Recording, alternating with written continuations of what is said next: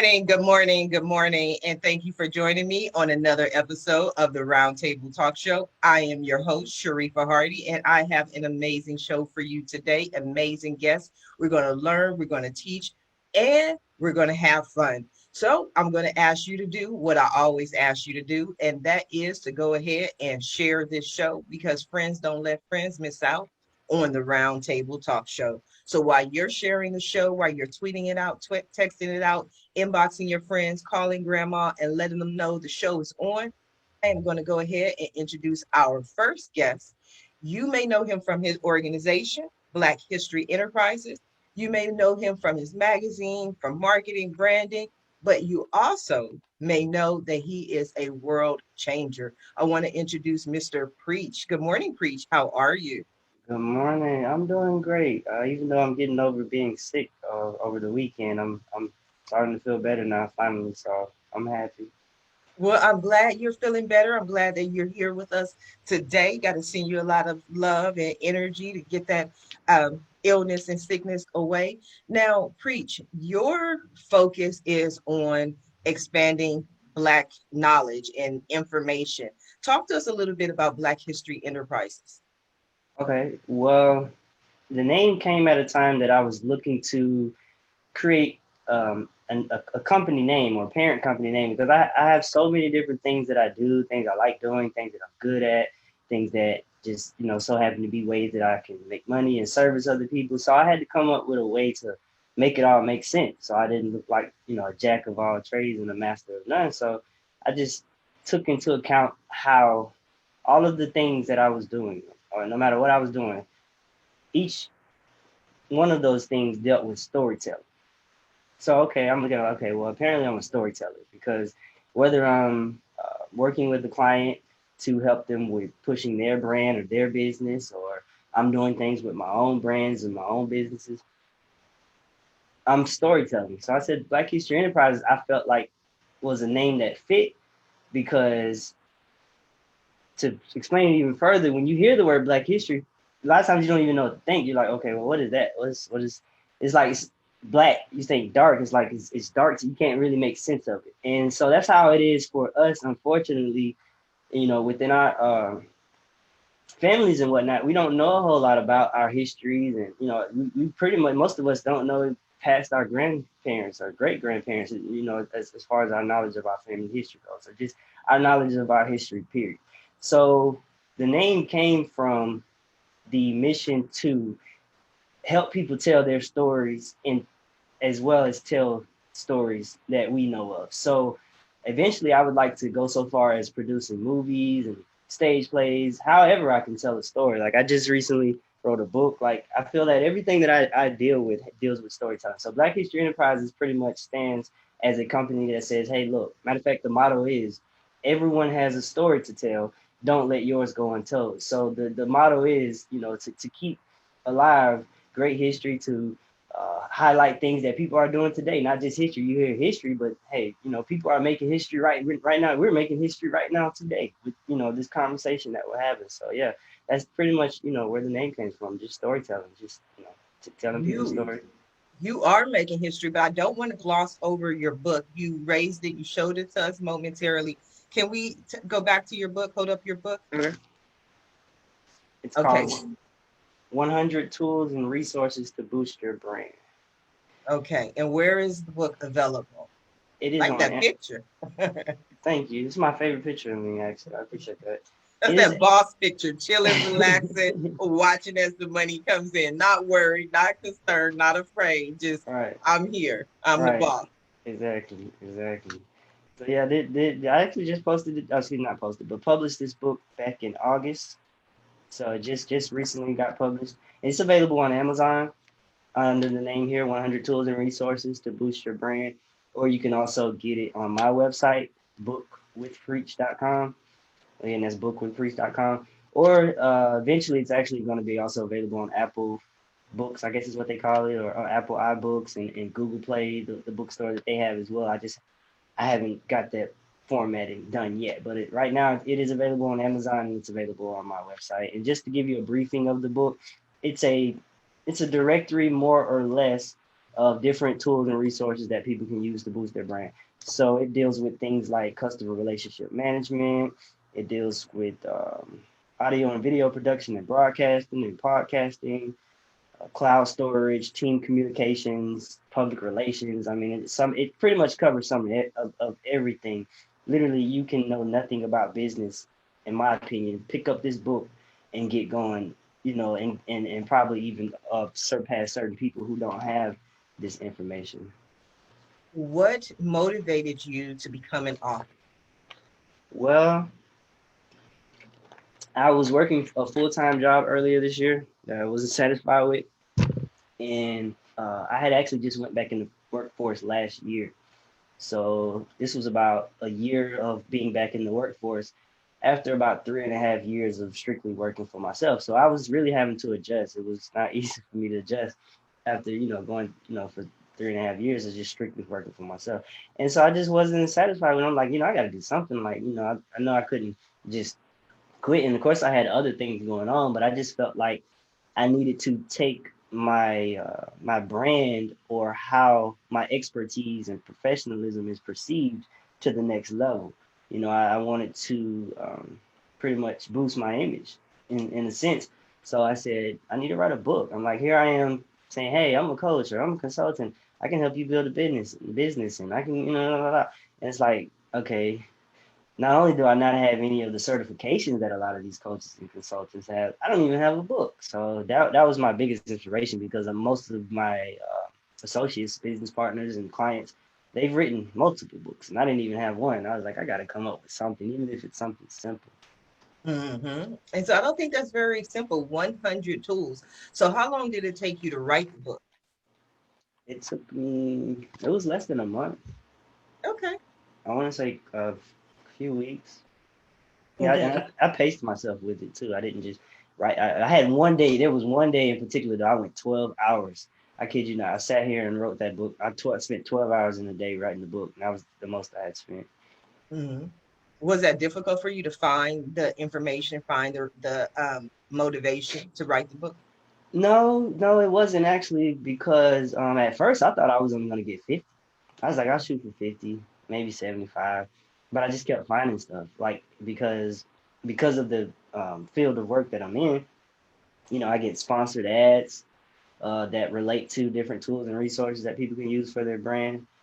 Because of the algorithm, people, Facebook or Google, wherever, they can see that my interest deals with these type of things. So I get a lot of ads, for one. Number two, there are people in my network, of course, who also use these different tools and resources. So I ended up in conversations with people learning about different tools and resources, just casually, just having conversation like, hey, I need to add that to my book, or let me go research that and check that out and see if I want to add that to my book. So it was like every day I was literally constantly finding different tools and resources. I had to cut it down. It was so many, or I was going to have to list more than 100.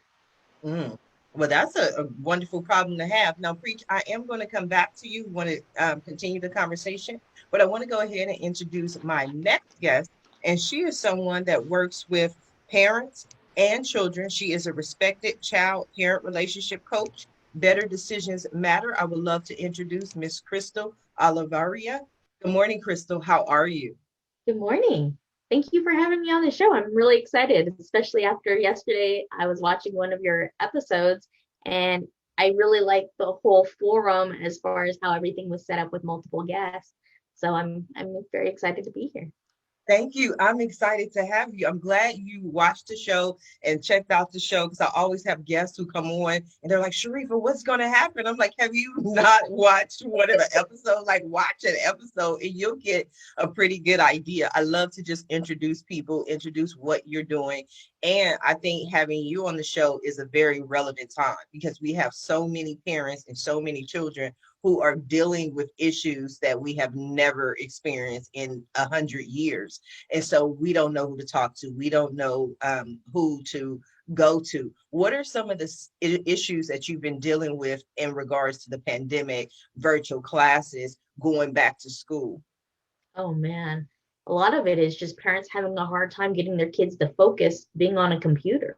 Mhm. Parents need to go to work and they need their kid to stay on track, get it done. and getting their kid to focus on something that they don't want to focus has been a really big topic. Mm-hmm. Now, have you seen when you say getting the kids to focus, have you seen, because in school, one of the things that happens is there's a lot of change. You go to the class, but you go to lunch. You go to the class, but then you go to the playground. Or if you're an older student, then you have 6 classes, 6 different teachers, and you physically walk around to go to those classes. But now, from the beginning of school to the end of school, you're sitting in front of a computer, and so there's nowhere really to express that energy. What are some of the suggestions and recommendations that parents can do? One of the things I think is interesting is how students adapt to doing school online seems to match their personality. So Mhm. some kids just want to sit down and get it done, and they look forward to an activity afterwards, like I'm just going to spend the rest of my day playing video games. And then you have other students who they're very social butterflies. They like going to school because of their friends. And so they have a hard time with that same format that maybe works better for their sibling. So they need some kind of structure where it's like built-in playtime that's Mhm. similar to recess to give them a mental break, or so they can connect with their friends or have some social time. This way they feel like, oh, okay, like it brings a sense of normalcy back to them. Mhm. So you recommend breaking it up. Right. And I think a lot of it just goes based on your child's personality and what they like to do. Every child is different. I've seen that like in one family where they'll have 2 children that are complete exact opposites of each other. And I think when parents are at home, it's hard to force one curriculum for both children, especially as they get older. If they're teenagers, they're getting used to learning how to use their time, how to manage it. They might want to manage it differently versus if they're younger. When they're younger, they definitely need a structure to help make sure that they eat, they get their work done, they take a break and go back and get more done. But as teenagers, it gives them that ability to become an adult, start learning how to manage their time. They make some mistakes, they get behind, then they need to play catch up. So it's important to give them some leeway. Mm.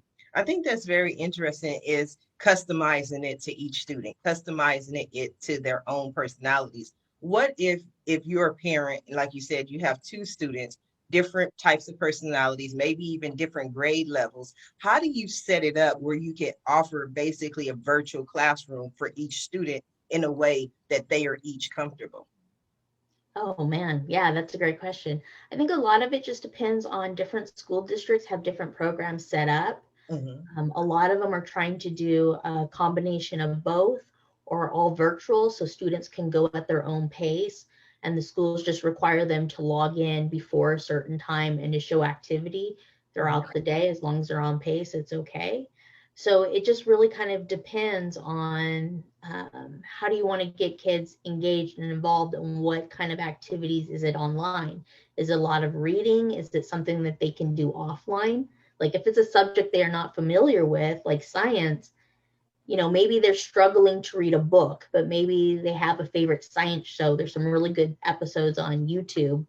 Encourage them to sort of take a break, but they're still learning, and maybe that might help them get the concept better and come back to it. And there's a lot of online resources. So I think it doesn't have to be just the format of whatever the formal school gives.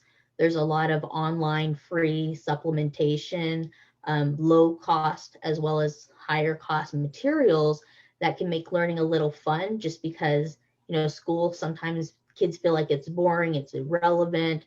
What's the point of it? But when you go to these science shows, like I grew up with Bill Nye, the science guy, it's like, We here's a love little Bill. activity you can do at home.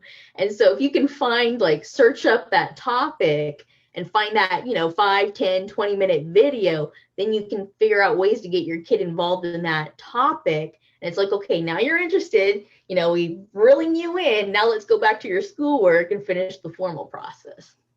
No, Crystal, I don't know where you are, but I'm in Long Beach. I'm in Southern California. And about, I would say, maybe 10 to 15 years ago here, there became this big push for K through 12 homeschooling.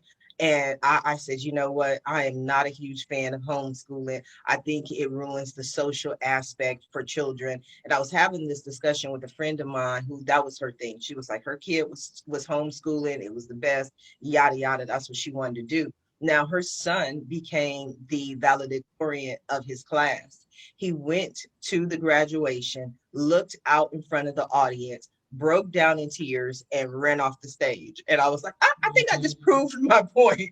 Like he had the education, 4.0, if not higher GPA. But when it came to like, oh my God, there are people, he just burst into tears and couldn't handle it. How are people handling the social aspect with children during this quarantine? Oh, that's been a really big challenge because, kids need that communication and interaction with people of all ages. But because, the advisory, like, don't spend time with your grandparents because you could spread it to your grandparents, like, those are usually the people that teach them social skills. Let's play a game. Wait your turn. That's not the rules. That's cheating. Let's try this again. So I think in a lot of ways, grandparents set the skill set, and then going to school help them practice what they learned. Mhm. So with the pandemic and everything going on, it's like, okay, parents need to be creative, and how do they help their kids get social skills in other ways? And then I just see it as that opens up the door to have conversations about social media, video chats on the phone, setting up play dates, or even different things they can do. They have games where you can play multiplayer. How do you explore other options? And I will say one of the good things about that is now kids get to learn how to use technology in another way that can help them when they're older. And maybe they have to have a group project and they need to be on video conferencing, or they need to do some other things. Mm. Okay, so Crystal, I want to come back to you. I want to go over to Preech. Preech, we've been speaking to Crystal. She's been hearing about, she's been talking about children, the parent relationships and dynamics. What would you say if you were a marketer or brander to help Crystal with her brand? We're on mute, Preech. Okay, I forgot I was on mute. Well, just just listen to it. I can see that there are definitely the pros and there are the cons.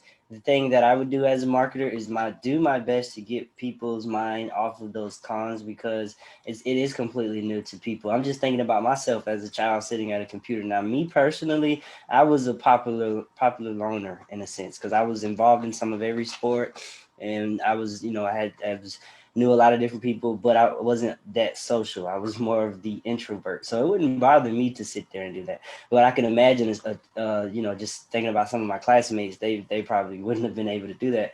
And so it's just, I think, just listening, it would be a matter of, getting the parents and the students' minds off of the fact that it's new, the fact that there are things about it that they're going to have to adjust to, and just focus on the advantages. Like she said, that, it will introduce parents and students to different ways to use technology. And as technological as our society is today, I can see the benefits of that. It's just that, that adjustment that people are going to have to get used to. Mm-hmm. So you weren't the class clown. You weren't someone who feeds off the energy of other people. I was in elementary school, but I got in so much trouble to the point where I said, man, I have to get myself, I got to just, because my mom got, and that was the other thing. My mom got tired of me getting in trouble. She got tired of trying to find a school to put me in, and just, because she wanted me to do it. And I'm her only son. She has, 3 daughters and whatnot. So she really wanted me to do better. And I just that's what it took for me. My mom just saying, hey, look, if you don't get right, then you're going to end up somewhere you don't want to be. And I said, okay, mama. So I got myself together. We didn't even have to say somewhere the exact place, just somewhere you don't want to be. But Crystal, I mean, we talk about Preech.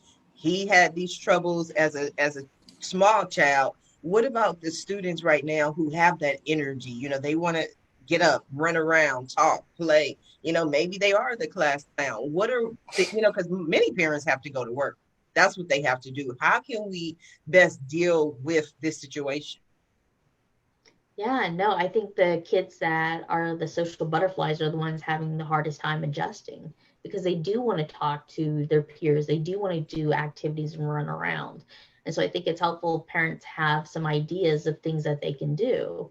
And okay, do you want to go outside and run around in the backyard? Like, how do you set your phone as a timer for 15 minutes or take a 20-minute break? This way they get used to monitoring themselves, or they can look down at the countdown timer and say, oh, okay, I only have 10 minutes left or 7 minutes left.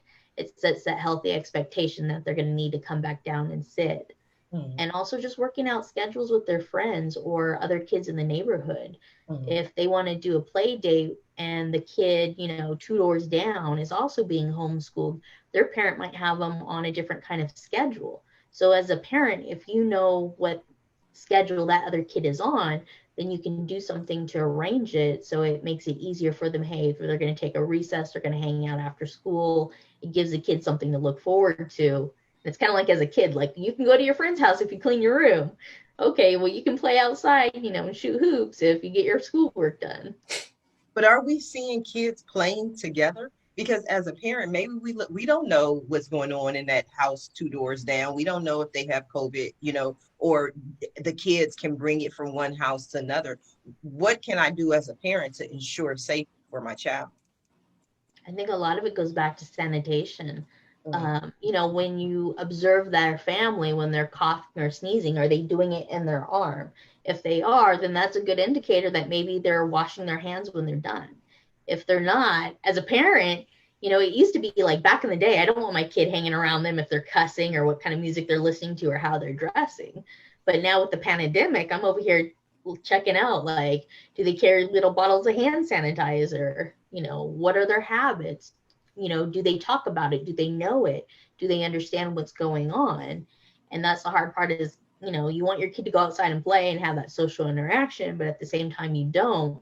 So where do you draw that line? Do you get to spend the time knowing that family's habits? If they believe that COVID is real, they may approach it differently than a family that thinks that it's blown up in the media out of proportion and doesn't practice the same types of healthy standards. So I think it's important for parents to get to know, what is that family's outlook? Is this someone who I want my kid hanging around occasionally? And if so, how often? There might be a difference between every day versus maybe every 3 or 4 days, and that could just depend on the kid. Is there other activities the kid can do?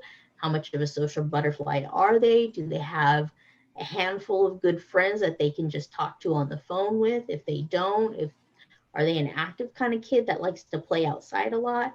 It just kind of depends. Kids are different. Some have no problem staying indoors. Others want to be outside. Are you an author, Crystal? No, I'm not. Okay, no, but there is so much information. I'm just listening to all this information, and to me, it sounds like a book. What about you, Preech? What does it sound like? I would agree, definitely. You got to put all. Am I still on mute? No. Oh, okay. I thought you Any advice, Preech, on how to do a book? Well, the main thing is just the outline. Right now, to you, it's just a bunch of scattered information, but we're listening to it like, this sounds like something that could be formatted in some type of way. So it would be a matter of, you would want to think, okay, well, what would the name of my chapters be? What would my subject matter be for each particular? You'd have to break it down in different chapters and just in your mind, and how you would go about expanding on that subject matter from chapter to chapter is how I would break. That's how I wrote my first book. Just I broke it down in chapters. I said, okay, well, these are the things I'm going to focus on. Then I knew kind of from there how to go about putting it together, as opposed to it just being scattered information. That makes sense. Yes, but also one of the things that the recommendations that I have is definitely do an outline, definitely do the chapters like Preech mentioned, but always write, just get it out. So many people lose the idea, lose the information, or lose the thought because they get caught up in editing. They get caught up in how this sounds, or maybe I misspelled a word or my grammar is off. You can always edit it at the end, or you can hire someone to do the editing. But the most important thing is to get the thought out, get the idea out. And you'd be surprised. I'm just listening to you talk. Every time I ask the question, you have such an informed response. And this is something that our parents are struggling with right now to this day. One of the things that I talk about is I share a story with my aunt who has her granddaughter with her. She had her granddaughter with her during this process, and the school emailed her for 3 weeks a packet. Each packet was 90 pages. And so the school told her to go and print out these pages. And my aunt's not real, she's not really into technology. So she called me and she sent me the email. And she's like, Sharifa, I'm going to go to Kinko's. I'm going to print this out. Is that all I need to do? And so I'm looking at the emails and I told her, I said, you do realize that there are 3 weeks worth of work, 90 pages per week. This is going to cost you like $500. You know what I mean? She had absolutely no idea. So she called the school and she kind of, talked to them and they printed all the packets for her. But she had no idea. So I was sharing this story with my audience. And one of the ladies, she said to me, well, at least she got a packet. And I was like, okay, well, what did you get? She said, well, our school told us to teach the kids something. And so I said, what does that mean? She said, that's what they said. They told us to take the kids home and teach them something. Like they didn't give them a packet. They didn't give them information, a book. They just said, look, teach them something. She's teaching her kids podcasting and, all these different things, but she had no actual module or information to work from. Have you seen that, Crystal, the discrepancies in the school systems? I've noticed that some school districts are better set up for online schooling than others. And I'm not sure why that is. I think some schools might have been more forward thinking in terms of, with technology, you want students to have this growth mindset because things are constantly changing, the economy, jobs, skill sets are needed. You need people to be self-teachers to keep up with whatever industry they're in. And I think some schools grasped onto that and said, hey, if we can teach our kids to be self-paced learners, not only are we teaching them a skill set they need to know, but we can also save money and save costs. And I think that this blended model is nice because I think kids do need to learn how to do it on their own. And the slower kids can go at their own pace, the faster kids can go at their pace. So it allows for some adjustability with school to be focused on group activities, group projects, leadership, learning those social skills, especially when you need them in the workplace.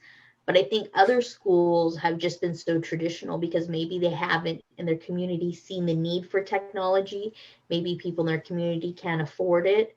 Maybe because they're in rural communities, they don't have the internet access. And so their lifestyle isn't driven as much on the internet and on-demand products like YouTube and Netflix as they may be in the bigger cities. And so you have all these different things playing into why do some school districts have it better developed or further developed than other school districts. Interesting. Now, Preech, I want to go over to you. Part of your focus is advertising, branding, and marketing for businesses. What are some of the services that you're able to offer? Right now, what I've mostly been focusing on is social media management.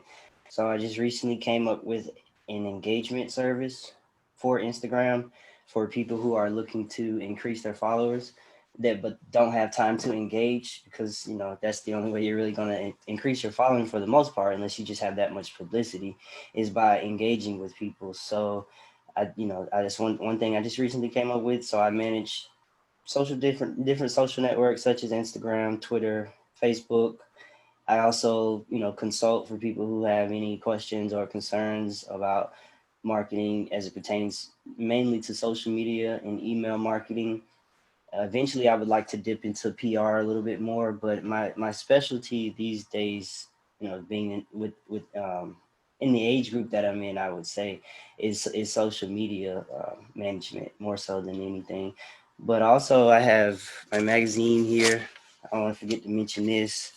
Entrepreneurs of Color magazine here. So for anyone who might be interested in advertisement or possibly being on the front cover, that's also a possibility. Is your And magazine a print magazine? Like you print every issue? we printed every issue. We've changed sizes though. We started we started at this one, and then we went to this one, and right now we're actually planning on relaunching in October. And the decision is still being made whether or not it's going to be this size, which is of course a little bit more expensive. The tabloid size is what they call it, or the digest size here, the smaller one, which is a little bit more economical. But when it comes to the magazine being that attraction is the main thing that generates impressions or gets people to really pay attention to it, I really want to go for this size. But yeah, at one point we were shipping them out to people who had 3 months, 6 month, and 1 year prescriptions. Mm-hmm. Well, that we have to get you back up and find a way to get Ash Sharifa into your magazine and help reach more people. I would love to be able to do that. Now, what inspired you to create a magazine? Well, again, it goes back to storytelling. I saw so many people doing so many great things, and I was like, hey, I need to, do we need something that just highlights what these people are doing? Like, man, these are some amazing people doing some amazing things. Like, where is their platform that is saying, hey, look, check this person out. Look what they're doing. Like, look, let's go support them. Go, donate to this cause or whatever the case may be. And so I decided that, I saw it as a problem, and I decided that there needed to be a solution for that. And my solution was to create a form of media to publicize the things that people were doing, not only things that I was doing, but things that other people were doing. So as a matter of fact, when I started Entrepreneurs of Color magazine, it wasn't even monetized. And I had no idea how or if I was even going to monetize it. It was simply just an initiative, so to speak, to get more publicity. And it grew to that point. People started really paying attention to it. And I found more and more people to network with. And I was like, we might have to just go ahead and just, actually turn this into an actual magazine. And so it started as a blog in November 2013. November 2013. By 2015, July 2015, I believe it was, we had our first printed copy. And from there, it just, that's when we really decided, okay, we're going to, it's a publication now. We got a hard copy magazine. This is what it's not a blog anymore. Now this is what we're going to go with. And this is what we're going to run with. So it's 2020 now, going almost 7. That was almost 7 years ago. No, I love that though, because so often people believe, especially on the internet. I don't know, we still have this idea that if you go on the internet, you put something out, you'll be a millionaire in 2.2 hours. Right. So I just love to show those examples of the stages of growth. So 2013, you were here, 2015, you were here, now it's 2020, and you have a print magazine that you're sending out to people who have different subscriptions to the magazine. We just have to help get it out there and be able to reach more people. Now, we are coming down to the last few minutes of the show. And what I love to do at the end of every show is just simply allow my guests the opportunity to speak directly to the audience, to everyone who is watching the show live, as well as everyone who is watching it in the archives, and let them know what you want them to take away from your appearance here today. And we're going to start with you, Crystal. Okay. I just want to say thank you for listening. Parenting's not easy. There's certainly no right way or one way. And I think one of the challenges in society is that we get used to a one size fits all solution. And really, it's about understanding your child, their talents and abilities, and figuring out solutions that will leverage that and help them become stronger in something that they're already interested in so that they want to keep going. So I hope that you will continue to follow me and look more into the podcast on my website, betterdecisionsmatter.com. It's really about you, the parent. I want to know what your struggles and challenges are in terms of helping your kid make personal, academic, and career decisions. So there's a link if you want to submit comments, and then I will use those to go ahead and help formulate topics for episodes. Absolutely. Preach, what do you have for us? Well, first of all, I want to say thank you for having me. I want to thank everyone who took time to tune in, whether you're watching it now live or you're watching a pre-recorded version of the video. And also, I want to stress the importance of staying informed.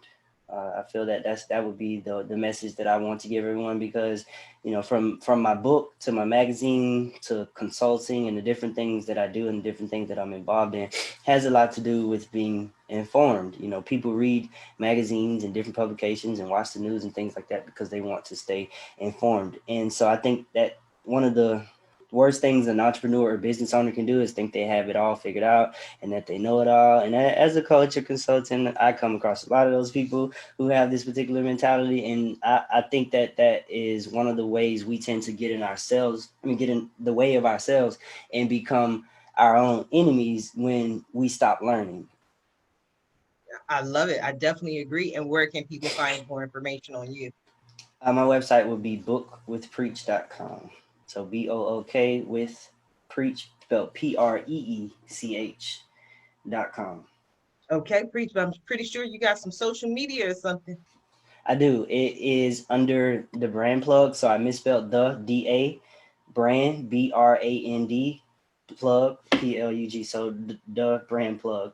And my name on LinkedIn is my government name, first and last name, which is Jordan Nichols. Nichols spelled NICHOLS. He said my government name. He to put his government name out there. Just look up Preech, find Preech. That's what matters.